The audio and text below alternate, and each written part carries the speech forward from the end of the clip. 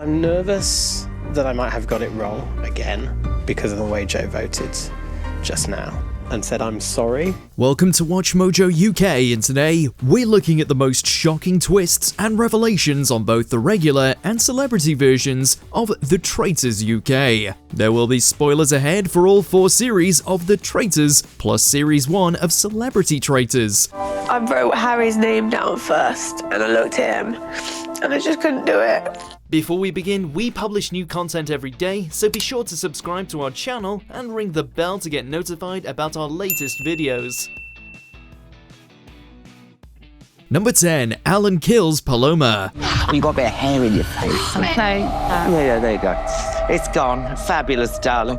Before the inaugural series of The Celebrity Traitors, nobody would have predicted that Alan Carr would turn out to be the most ruthless, mercenary person in the castle. He began by committing one of the most memorable murders in the series, poisoning Paloma Faith, who just so happens to be one of his oldest friends. Oh no. Oh my God. Lovely Paloma Faith. I feel awful. I didn't know what else to do.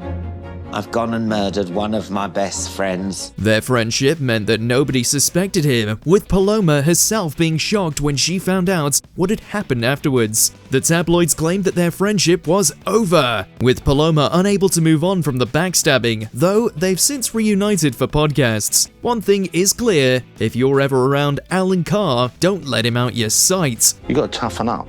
I don't want to hear any more of this broken heart nonsense. I know. What are you? Yeah, what are you? I'm a traitor. Number 9. Ross and Diane. Andrew was like, oh, he said something about me. He's convinced that you and Diane are mother and son. One of Series 2's biggest twists was that Ross and Diane were mother and son, going into the game together and fooling everybody. So it turns out Diane is my mum.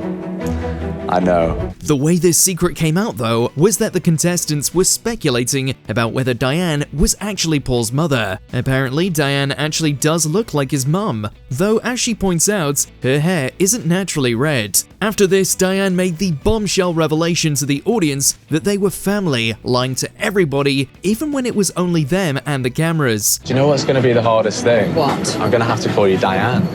Yeah. They flew under the radar, with Diane just barely able to say goodbye when she was brutally murdered in episode 7. I feel like I got blindsided. I wasn't expecting that today, I have to admit. Number 8. Harriet takes the fall. I'll tell you the benefit. The benefit is to set the cat amongst the pigeons, Roxy. Listen, that is all I have to say. One of the twists in Series 4 was that Harriet turned out to be Harriet Tice, a crime novelist and former barrister. Viewers were already aware of this, but nobody in the game was familiar with her books, letting her avoid too much scrutiny. You can clear this up once and for all by voting me out and have me stand there, and then I say that I'm a faithful. She was faithful, but made the mistake of going after Rachel, one of the most brutal players in Traitors history. Though she was bang on the money and Rachel was a traitor, Rachel managed to twist it back on her, making her the number 1 suspect. Well, I think that you should. I think you should call my bluff. I'm going to call your bluff. Yeah, no, do. She ended up encouraging everyone to vote for her to prove that she was a faithful all along. None of them saw this coming. A faithful.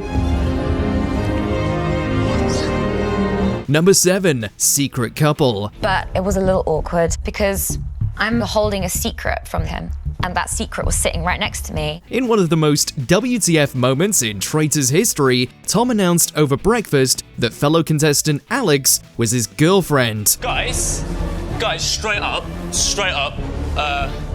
this is a lot. This came up because a few people were speculating that she might be a traitor, which she wasn't. They were both faithful, after she was put on trial as a potential murder victim. But the reactions were outrageous. Alex isn't a traitor, straight up. She's my girlfriend. We came in here as a couple. Alex was totally unprepared for the revelation, with Tom clearly panicking and the other contestants now wondering what else they were lying about, since they'd been lying about something so huge. Unsurprisingly, Tom was banished not long after this fiasco. I was like, oh my God, and what made it better is he just started accusing the wrong people. Number 6. The Secret Traitor. That secret traitor will work alone. Each night, they will provide you with a murder shortlist. Series 4 saw a huge twist with the addition of a secret red-cloaked traitor whose identity was unknown even to the audience and their fellow traitors. The traitors were only allowed to find out who the secret traitor was if one of them got banished. Hugo got booted out in episode 3, so Fiona was finally revealed as the secret traitor, brought in to team up with Stephen and Rachel. This twist was absolutely devilish, with Fiona clearly letting all the violence go to her head. This is just wonderful. I'm drunk on power. She was no longer in charge of making a shortlist for who they were allowed to kill, but not for long. She was ultimately banished in episode 6. Number 5, Paul versus Miles. But she looked at me and said, if I die, then it's Miles. She said, if you die, then it's Chaz. Unlike Harriet, Paul actually was a traitor back in Series 2, and it wasn't long until he was put under a microscope. This came after the shock poisoning of Diane, with her getting locked up in a coffin and sent away, having been given a poison chalice. But you coming back to me saying, well, Diane said it's definitely you, seems suspicious to me. That's what the question was. I don't need to answer. Just let me finish. It was actually Miles who handed Diane the chalice, but the traitor's loyalties were soon put to the test, with Miles actually trying to throw Paul under the bus. Fellow traitor Harry looked on as they argued, careful not to incriminate himself by getting too involved. We literally sat there and it was like a tennis match between Miles and Paul. It's definitely fight or flight for Paul at the minute as well. In the end, Miles was banished next, though he was followed by Paul very shortly after. Number 4, the Seer. This is an amazing power that Frankie's been given, but as a traitor, it's quite scary, but I've got a good relationship with Frankie. So far, this is the only time we've seen this Seer mechanic come into play, with Francesca, a faithful, winning the Seer role late into Series 3. She could pick any other player in the game and it would reveal whether they were a faithful or a traitor. Getting lucky, Frankie picked Charlotte, a traitor. But it all backfired. You can invite a chosen player to a secret, face-to-face meeting. You will then open an envelope, and the identity of that player will finally be revealed. The finale saw them both getting banished, with Charlotte insisting that Frankie was lying about whether she was a traitor. Not knowing who to trust, the remaining faithfuls had to get rid of them both. Francesca must have been kicking herself considering she and everybody else in the final were faithful. I feel very pinned in a corner, but I guess that's the game. I'm the last traitor standing. Everything is at stake.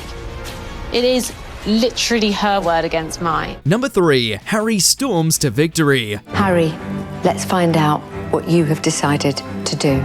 The second series finale wasn't as farcical as everything with the Seer that came after, but it was the first time that a traitor won the game. Remember, if there's even one traitor left, they all get the money, leaving the faithfuls with nothing. And that is what happened to Harry Clark, one of the most Machiavellian players in Traitors history. Well, I'm just going to say, like, obviously, I think that's just out of spite, because Andrew's come to me during the day. He fooled everyone, even betraying all of his fellow traitors along the way. Miles, Paul, and finally Andrew, they all got it in the neck. He took away over £95,000 after all that, and has since gone on to appear in multiple other programs and write a memoir. Harry, you did it. You've played the game of your life. How are you feeling? I don't know. Like my legs are shaking. Number 2, Wilfred gets banished. The very first series taught us what to expect from these gripping finales, with traitor Wilfred getting all the way to the final. It's just that thing in my head where it's just going to get taken away, and Kieran's either done... It's just like it's taken away for no reason. He was up against Hannah, Aaron, and Meryl, all of them faithful, and ended up getting voted out at the climactic moments when the faithful suspected that there was still a traitor among them. And finally, Meryl. Who have you got written down on your slate?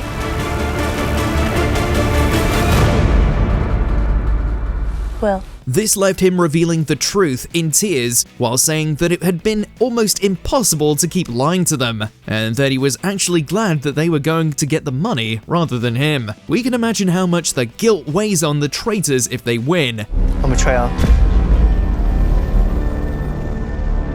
Number 1. Nick turns on Joe. Like David, I also believe that there is one traitor still here.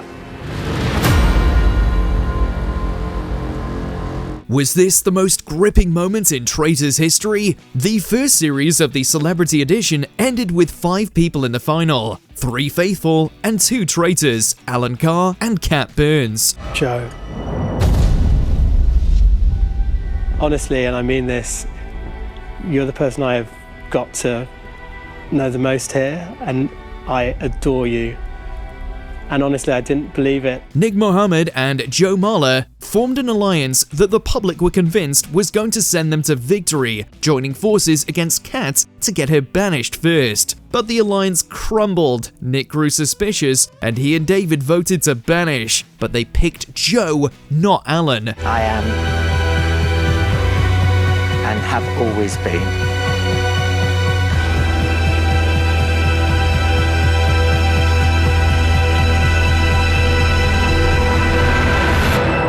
a traitor. The rest is history. Alan won the cash for his chosen charity and burned his bridges with everybody else he'd been in the game with. Nobody could have predicted this at the beginning. You did brilliant, you did brilliant, you did brilliant. And you played it brilliantly. You did brilliant. It's a game. You did brilliant. You played it brilliantly. Well done. Let us know in the comments which massive Traitors moments we missed.